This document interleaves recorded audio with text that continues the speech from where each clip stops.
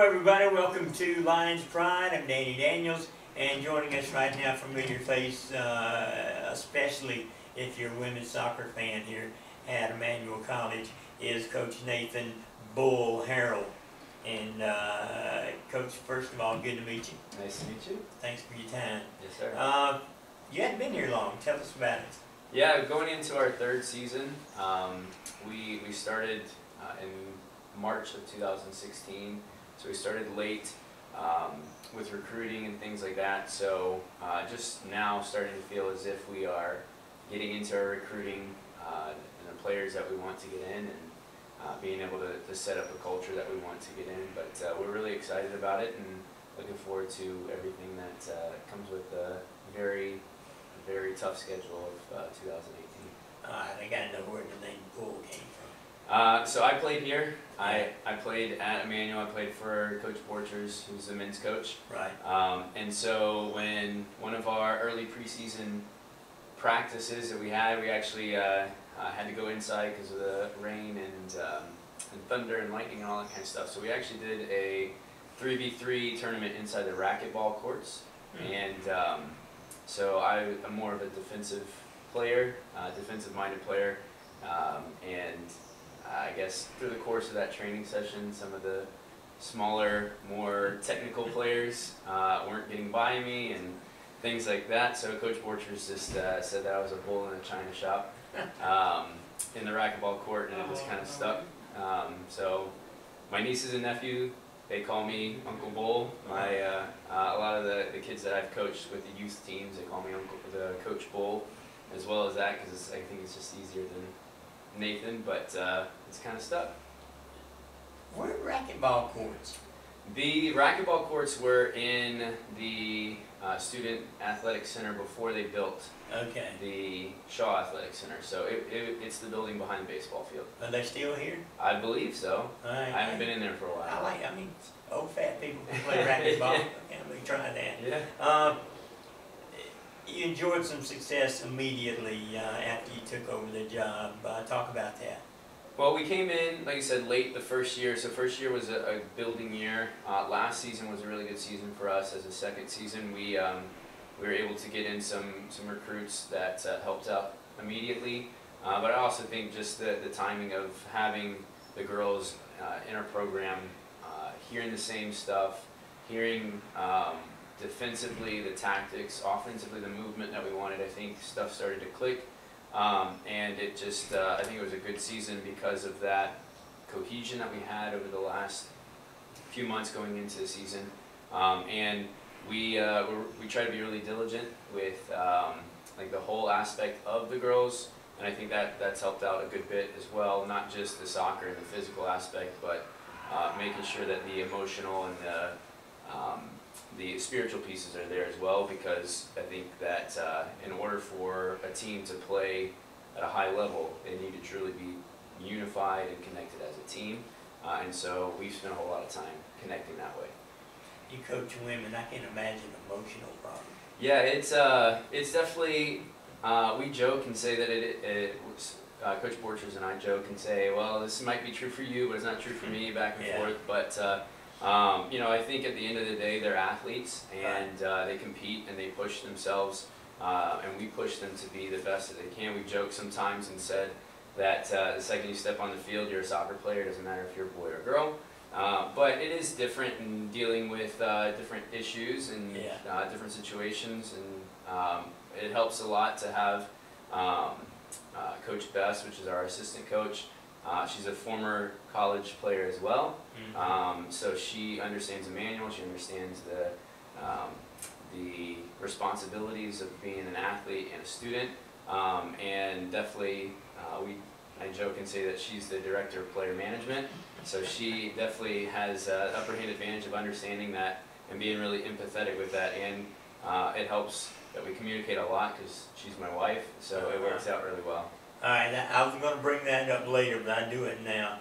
Your wife's your assistant coach, so how much input do you really have in we balance each other a good bit, but I think I think for her, one of her strengths is she's very empathetic. She's very much a nurturer, and she does a great job of connecting the girls. And we have a Bible study that she runs once a week that's optional for the girls to have, and just connecting on that level.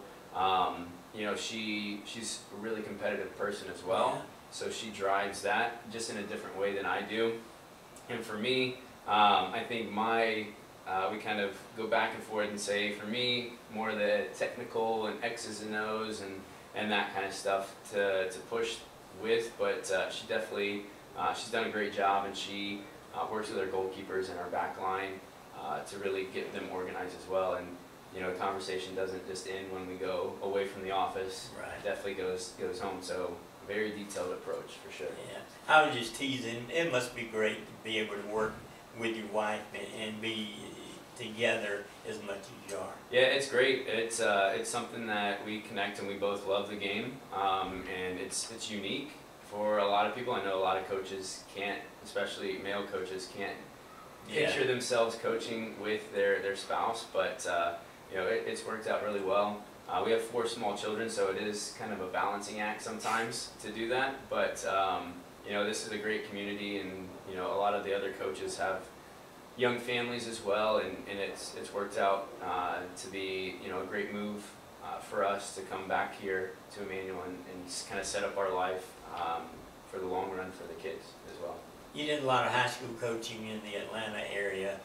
Big difference between high school and college soccer? Yeah, I think, you know, each level that you go up, it's bigger, stronger, faster, more technical.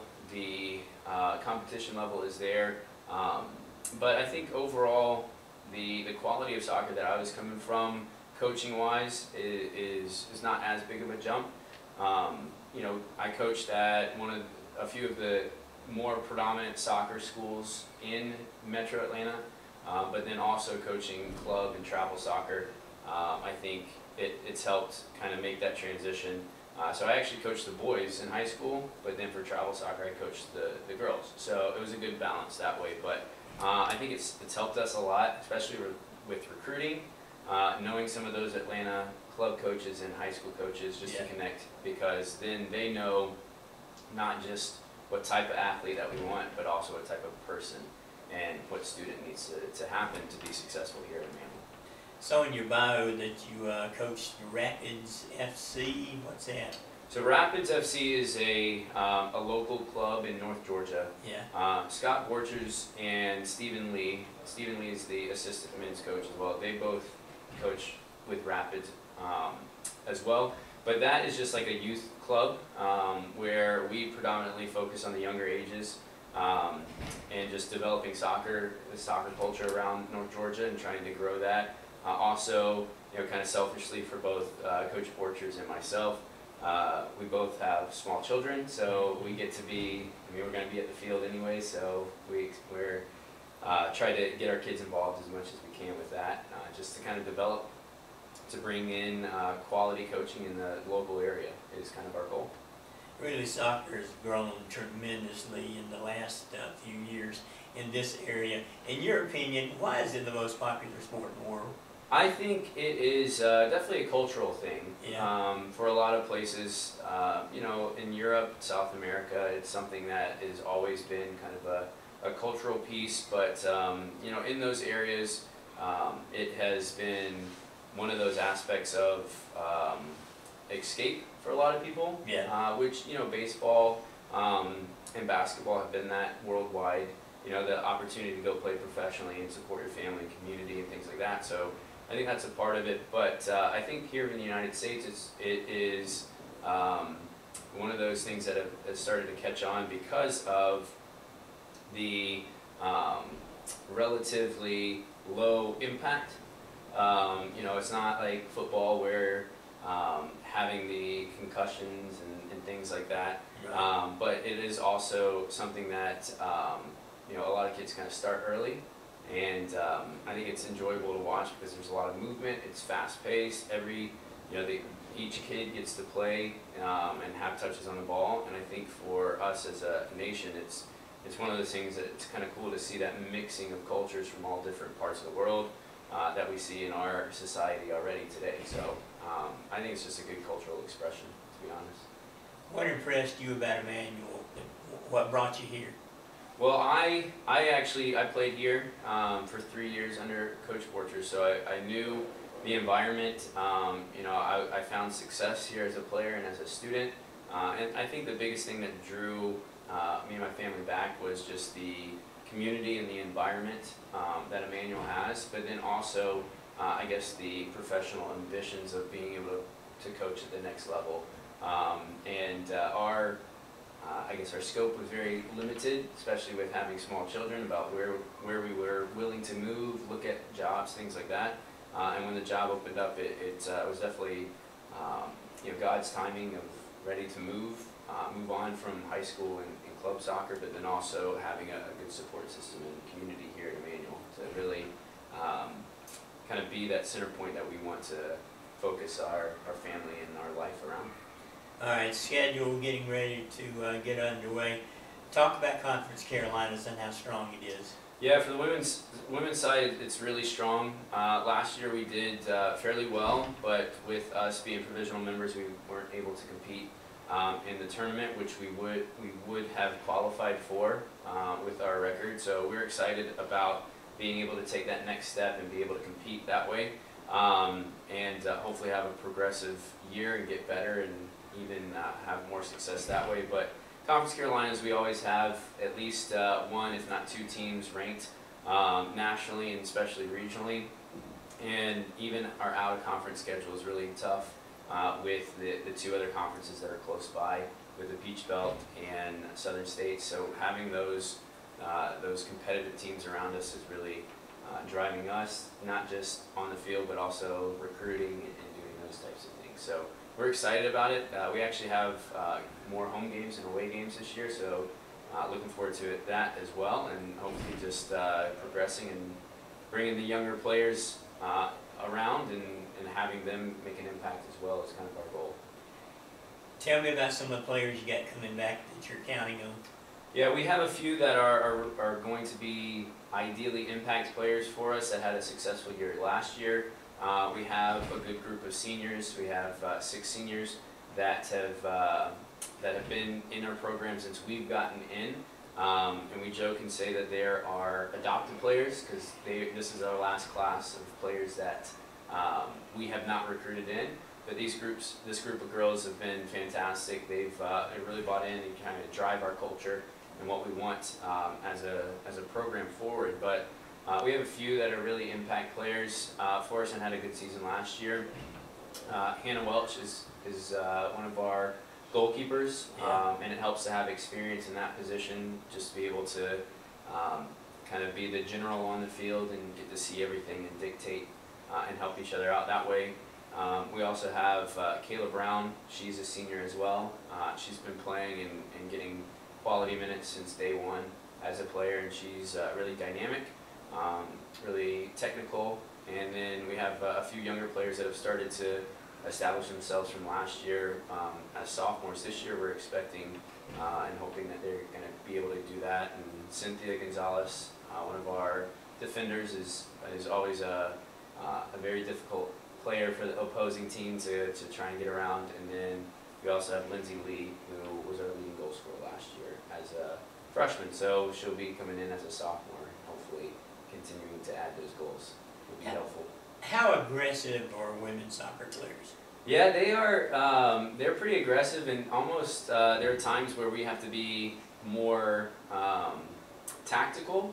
Mm-hmm. A lot of times we find in our game that a lot of teams in the youth level, they just like to go, like run. Mm-hmm. And we try to put a lot of purpose to that and be really specific with that. So that's something that is a challenge every preseason for us to get on the same page. But yeah, it is a contact sport, and the girls, they definitely get into it in training and compete.